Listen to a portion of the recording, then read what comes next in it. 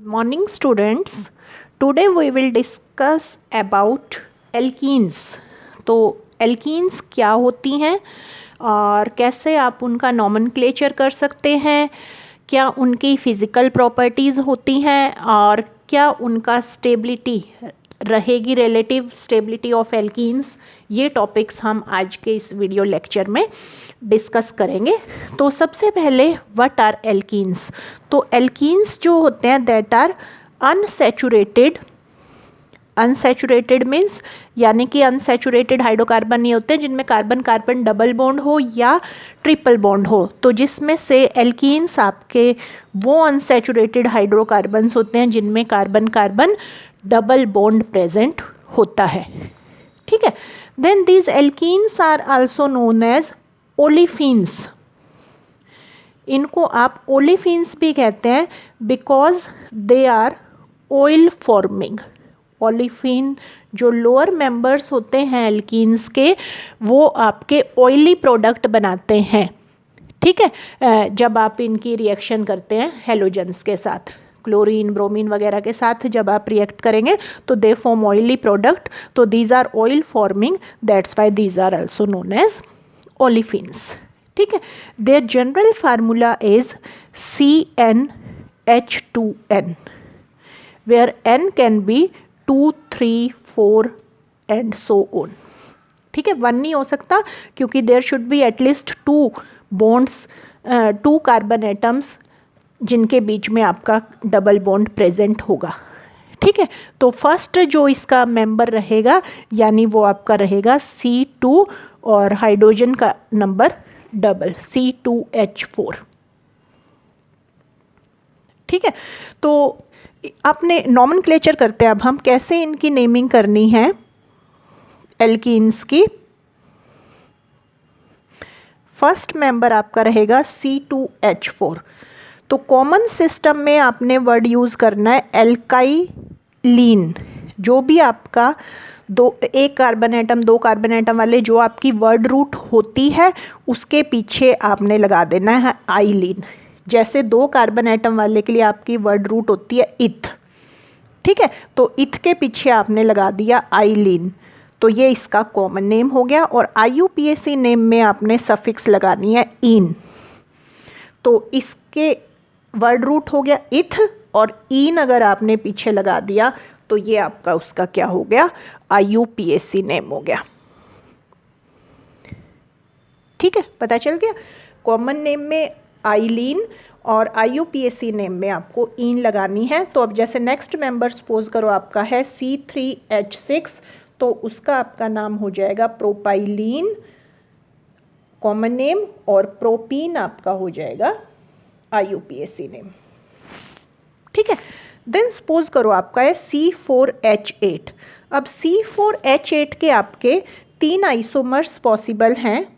जैसे position of double bond के according ये आपका एक आइसोमर हो गया, दूसरे में आपका डबल बॉन्ड यहाँ प्रेजेंट है और तीसरे में आपका चेन आइसोमेरिज्म जिसमें कि आपकी 3 कार्बन एटम की चेन है और ये आइसोमर हो गया। तो C4H8 के 3 आइसोमर हैं। अब इनका क्या क्या नेम रहेगा। कॉमन सिस्टम में क्या होता है, this carbon atom is alpha, this is beta. ठीक है। तो अल्फा के साथ आपका डबल बॉन्ड प्रेजेंट है तो दिस इज अल्फा ब्यूटाइलिन। इस केस में आपका बीटा के साथ प्रेजेंट है double bond, this is beta butylene. अभी कॉमन नेम बता रही हूँ। और ये आपके आइसो ग्रुप होता है, this group is iso group, तो उस बेसिस पर इसका नाम हो जाता है आइसो ब्यूटाइलिन। ठीक है। तो कॉमन में हमें अल्फा बीटा आइसो इस तरह से करना है। IUPAC नेम में हमें नंबरिंग करनी होती है 1, 2, 3 एंड 4। तो फर्स्ट पोजीशन पर आपके डबल बॉन्ड प्रेजेंट है तो आप क्या लिखेंगे, पहले वर्ड रूट लिखेंगे। 4 कार्बन एटम के लिए वर्ड रूट हो गई ब्यूट। देन फर्स्ट पोजीशन पर डबल बॉन्ड है तो 1 इन। इसमें आपका सेकंड पोजीशन पर है देखिए डबल बॉन्ड, तो आपका हो जाएगा ब्यूट 2 इन। और यहाँ पर आप चेंज करेंगे 1, 2, 3 3 की आपकी चेन बनी है और ये जो सेकंड पर आपका प्रेजेंट है मिथाइल ग्रुप, ये सब्स्टिट्यूएंट की फॉर्म में है। तो आप उसको कैसे लिखते हैं, पोजीशन नंबर हाइफन देन आपका सब्स्टिट्यूएंट का नेम। तो ये हो गया आपका 2 मिथाइल, 3 कार्बन एटम की चेन बनी है, प्रोप 1 इन या सिंपली प्रोपीन, क्योंकि एक ही चांस है कि यहीं पर आपका डबल बॉन्ड प्रेजेंट होता है, क्योंकि यहाँ होता तो यहाँ से नंबरिंग चालू हो जाती। तो you can write propene also, 2 methyl propene. ठीक है, तो इस तरह से आपको इनका नोमेनक्लेचर करना है। अभी ये मैंने आपको जो लिए बिल्कुल कॉमन सिंपल एल्कीन आपकी ली, एक आधा हम कॉम्प्लेक्स केस लेते हैं, ब्रांच्ड एल्कीन का केस लेते हैं। सपोज करो आपकी एल्कीन है CH3C डबल बॉन्ड CH3 और मिथाइल आपका 2 इस तरह से प्रेजेंट है। तो इस केस में क्या करना है, आपने सबसे पहले लॉन्गेस्ट चेन सेलेक्ट करनी है और लॉन्गेस्ट चेन सेलेक्ट करते हुए इस डबल बॉन्ड को आपको लोएस्ट नंबर देना है। तो चाहे यहाँ से करें चाहे यहाँ से करें, आपको एक ही नंबर मिल रहा है। देन आपके 2 और 3 पोजीशन पर आप देख रहे हैं सब्स्टिट्यूएंट प्रेजेंट है। तो 2, 3 2 मिथाइल ग्रुप है, तो डाई मिथाइल और आपका क्या हो जाएगा, ब्यूट 2 इन।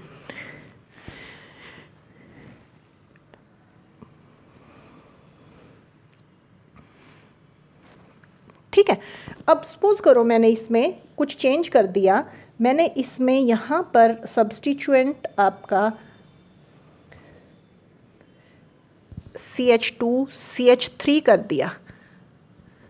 तो आपको लॉन्गेस्ट चेन सेलेक्ट करनी होती है। अब आपकी 4 की चेन नहीं बनेगी, तो देखिए अब आपकी 4 और 5 की चेन बनानी है। आपने लोएस्ट नंबर देना है, यहाँ 2 ही रहेगा, यहाँ 1 2 3 ऐसे नंबरिंग नहीं चलेगी क्योंकि 3 मिल जाएगा डबल बॉन्ड को। ठीक है, तो 1 2 3 4 5। अब आपके 2 पर सब्स्टिट्यूएंट प्रेजेंट है, 3 पर सब्स्टिट्यूएंट प्रेजेंट है और दोनों मिथाइल हैं। तो आपका इसका नाम हो जाएगा 2,3 डाई मिथाइल और पेंट। 5 की चेन बनी है तो पेंट और 2 पोजीशन पर इन। ठीक है, देन सपोज कीजिए आपका एग्जाम्पल है CH3 CH2 CH2 CH2 CH3 और डबल बॉन्ड मैंने CH2 यहाँ कर दिया। ठीक है, तो आपने ये ध्यान रखना है जब भी आपको लॉन्गेस्ट चेन सेलेक्ट करनी है तो that longest chain must always include carbon carbon double bond. उसमें कार्बन कार्बन डबल बॉन्ड हर हाल में आना चाहिए। तो ऐसा नहीं है कि आप इसको ऐसे कर दें 1 2 3 4 5 6, तो ये वाला नहीं इंक्लूड होगा। तो कार्बन कार्बन डबल बॉन्ड आपने चेन में हर हाल में इंक्लूड करना होता है। तो ये आपका 1 हो गया, ये 2, ये 3, ये 4 और ये 5। ठीक है, तो यहाँ आपका क्या है, 2 पर इथाइल प्रेजेंट है, तो 2 इथाइल, 5 की चेन बनी है, पेंट और 1 इन।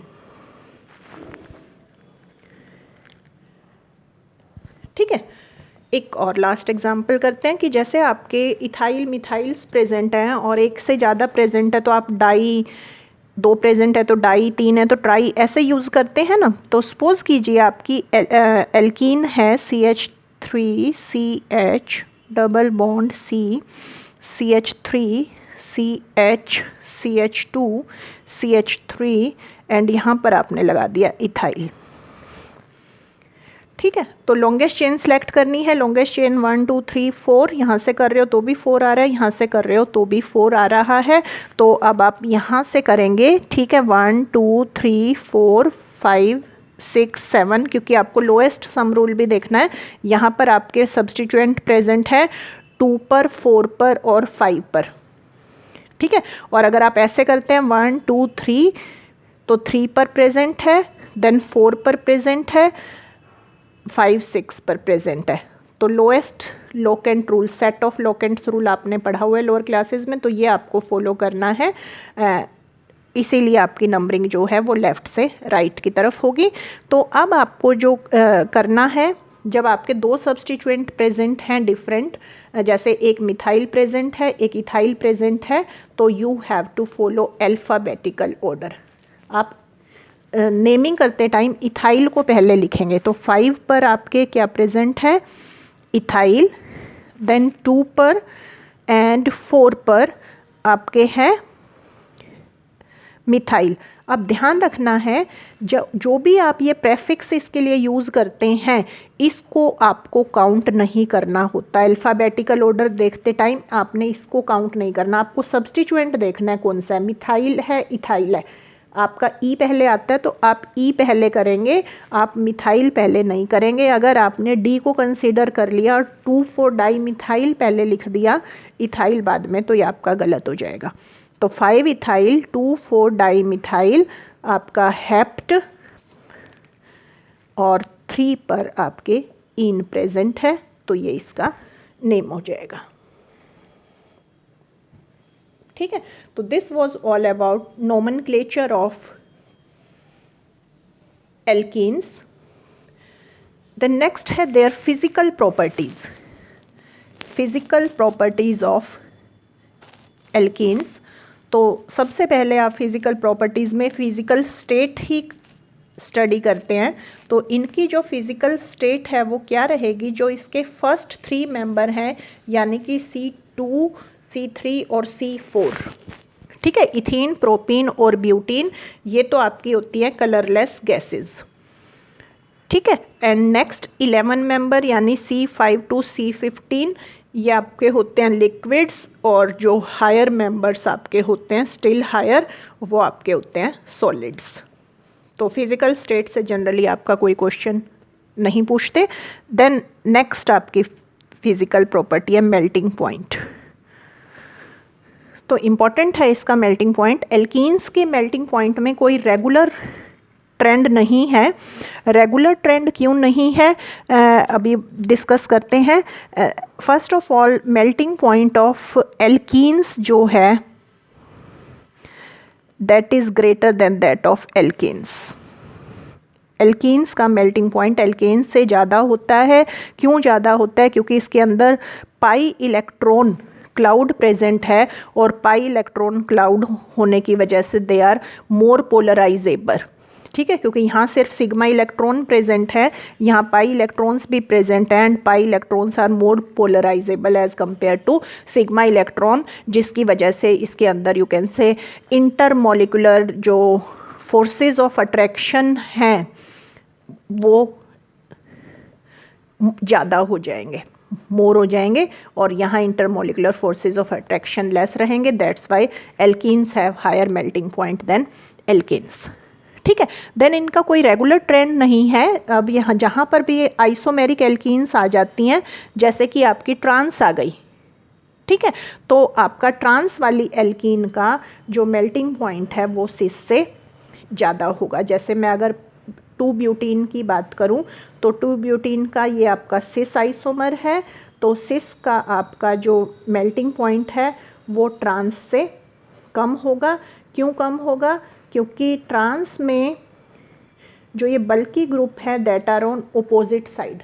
ठीक है, ओपोजिट साइड पर होने की वजह से इनके अंदर स्टीरिक हिंड्रेंस नहीं होती, दे आर सिमेट्रिकल, और सिमेट्रिकल होने की वजह से they are closely packed in crystal lattice. ये क्लोजली पैक्ड होंगे क्रिस्टल लैटिस के अंदर, और you have to supply more amount of energy, आपको ज़्यादा एनर्जी देनी पड़ेगी उस क्रिस्टल लैटिस को तोड़ने के लिए। That's why they have higher melting point as compare to cis. ठीक है, सिस में स्टीरिक हिंड्रेंस रहेगी, सिमेट्रिकल नहीं है ये आपके, और क्रिस्टल लैटिस में क्लोजली पैक्ड नहीं होंगे एज कंपेयर टू ट्रांस। ठीक है, तो ये था आपका melting point. Then next is dipole moment.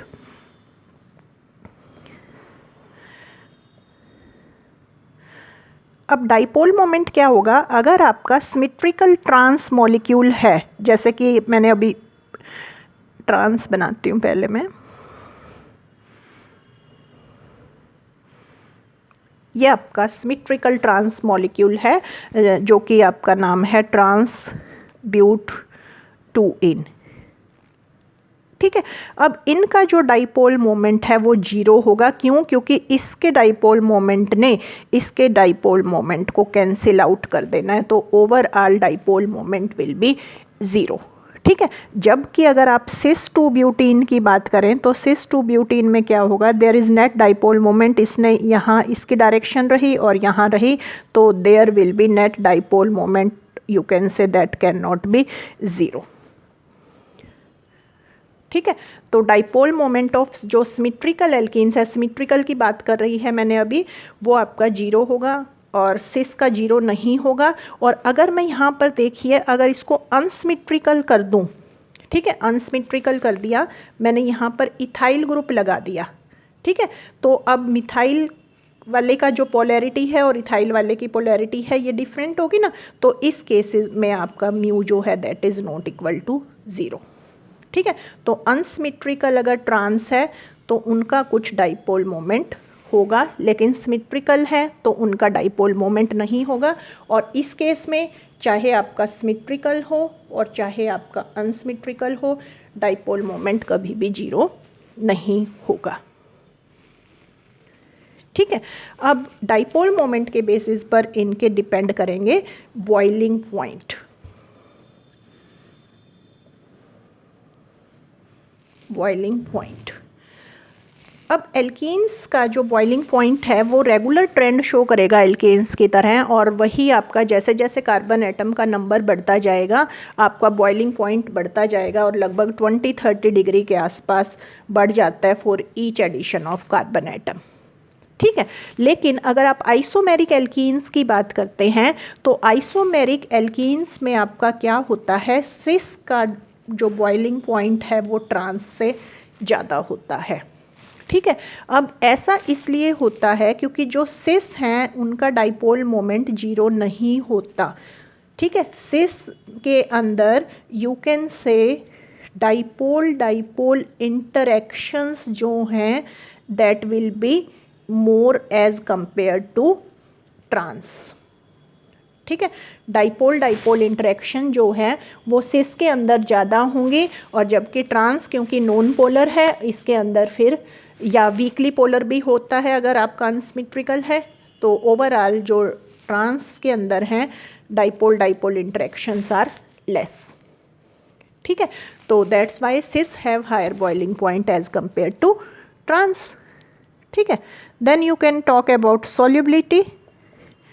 अब एल्कीन्स जो होती हैं they are either non polar, या तो नॉन पोलर ही होती हैं या आपकी वीकली पोलर होती हैं, बहुत ही कम आपका रहेगा डाइपोल मोमेंट। तो इसीलिए आपको पता है लाइक डिज़ोल्व्स लाइक, तो ये नॉन पोलर सॉल्वेंट्स में डिज़ोल्व होंगे या वीकली पोलर सॉल्वेंट्स में लाइक ईथर वगैरह में ये डिज़ोल्व हो जाएंगे। ठीक है। ईथर में डिज़ोल्व हो जाएंगे, या ये जो आपके नॉन पोलर सॉल्वेंट हैं जैसे कि बेंजीन हो गया आपका, CCl4 हो गया, इसके अंदर ये डिज़ोल्व हो जाएंगे। और अगर आप वाटर के अंदर देखें, water is a polar molecule, तो वाटर के अंदर जो एल्कीन्स हैं आपके वो इनसॉल्यूबल रहेंगे।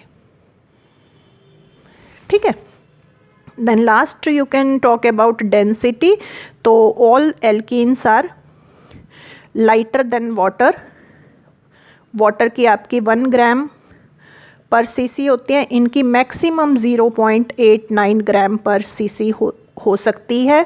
तो आपका क्या होता है, they are lighter than water, और जैसे जैसे इनका मॉलिकुलर मास बढ़ता है इनकी डेंसिटी इंक्रीज होती जाती है till they attain a limiting value, और वो लिमिटिंग वैल्यू है 0.89 ग्राम पर सीसी। 0.89 ग्राम पर सीसी से ज़्यादा इनकी डेंसिटी नहीं हो सकती। ठीक है। Then we discuss very important topic of alkenes, that is relative stability of alkenes. Alkenes की जो स्टेबिलिटी है वो किस पे डिपेंड करती है? एल्कीन्स की स्टेबिलिटी को डिटरमाइन करने के लिए आप एल्कीन्स की हाइड्रोजिनेशन करते हैं। जब आप एल्कीन्स की हाइड्रोजिनेशन करते हैं तो आपके एल्केन्स बन जाते हैं and this is a exothermic reaction. Lot of heat is released. That heat is known as heat of hydrogenation. तो हीट ऑफ हाइड्रोजिनेशन आपकी क्या हो गई? It is the amount of heat released when 1 mole of alkene is hydrogenated. ठीक है. अब क्या होता है? This heat of hydrogenation gives us a very important clue about the stability of alkene. Heat of hydrogenation is inversely proportional to stability of alkene. यानी कि जितनी heat of hydrogenation आपकी कम होगी, स्टेबिलिटी उतनी ही ज़्यादा होगी. ठीक है. अब आपकी जो अनसब्स्टिट्यूटेड एल्कीन है इथीन, ठीक है, इस इथीन की जो हीट ऑफ हाइड्रोजिनेशन है वो हाईएस्ट होती है. हाईएस्ट हीट ऑफ हाइड्रोजिनेशन का मतलब है this ethene is least stable alkene. Ethene आपका सबसे कम स्टेबल होगा. ठीक है.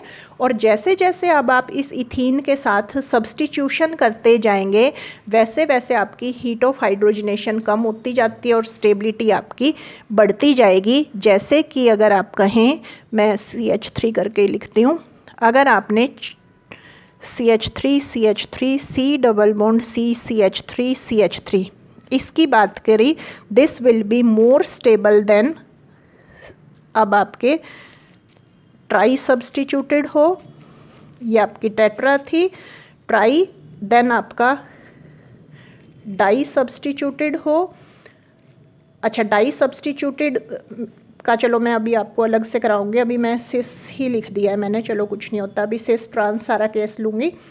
डाई सब्स्टिट्यूटेड, देन मैंने कर दिया मोनो सब्स्टिट्यूटेड. मोनो सब्स्टिट्यूटेड में आपका आ गया propene and then your last will be ethene. ठीक है. तो जितने आपके सब्स्टिट्यूएंट आप बढ़ाते जाएंगे, यहाँ कोई भी सब्स्टिट्यूएंट नहीं है, यहाँ एक सब्स्टिट्यूएंट है, यहाँ 2 सब्स्टिट्यूएंट है, यहाँ 3 है, यहाँ आपके 4 सब्स्टिट्यूएंट हैं, तो आपकी स्टेबिलिटी बढ़ती जाएगी. ठीक है. ऐसा क्यों होता है?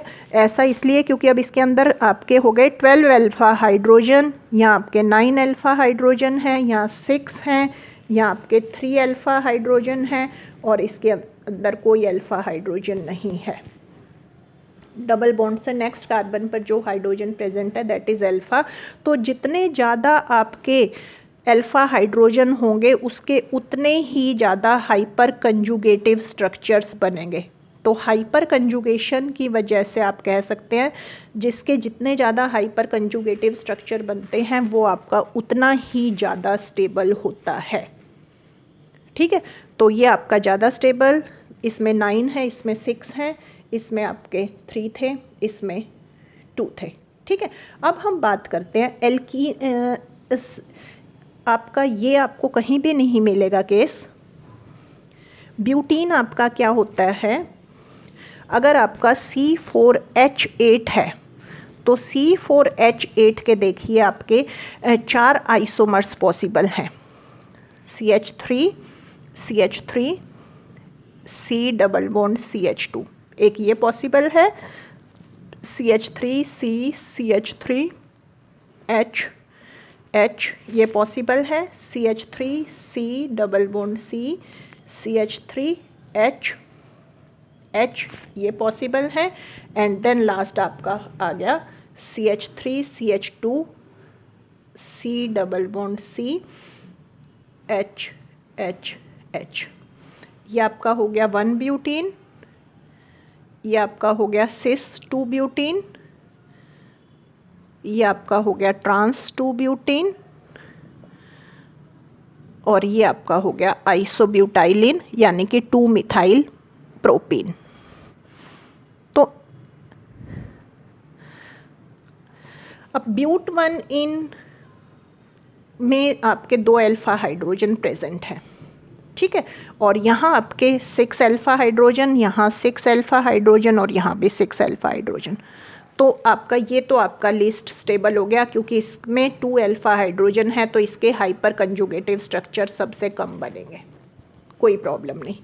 अब सिस और ट्रांस की भी कोई प्रॉब्लम नहीं, ये भी आपने बहुत जगह पढ़ा हुआ है कि ट्रांस में क्योंकि बल्कि ग्रुप्स अपोजिट साइड पे हैं तो स्टीरिक हिंड्रेंस जो है वो आपकी नहीं होती, जबकि सिस के केस में स्टीरिक हिंड्रेंस होती है। इसीलिए जो सिस की जो हीट ऑफ हाइड्रोजनेशन है वो थोड़ी सी आपकी ज़्यादा हो जाएगी, स्टेबिलिटी आपकी कम हो जाएगी एज़ कंपेयर टू ट्रांस। ठीक है, जो सिस होते हैं इसकी लगभग 120 के आसपास होती है और इसकी लगभग 115 के आसपास होती है, तो इसकी हीट ऑफ हाइड्रोजनेशन कम है तो स्टेबिलिटी आपकी ज़्यादा होगी। सिस और ट्रांस में भी कोई नहीं है। अब आपका यहाँ पर क्या है, दोनों के अंदर 6 अल्फा हाइड्रोजन है, देन आप इनकी स्टेबिलिटी को कैसे एक्सप्लेन करेंगे। अब मैं ये कहती हूँ कि isobutylene is more stable than trans 2 butene. ठीक है, तो अगेन आप इसको एक्सप्लेन करेंगे on basis of hyperconjugation. तो मैं ये आपका आइसोब्यूटाइलिन है, C डबल बॉन्ड CH2CH3।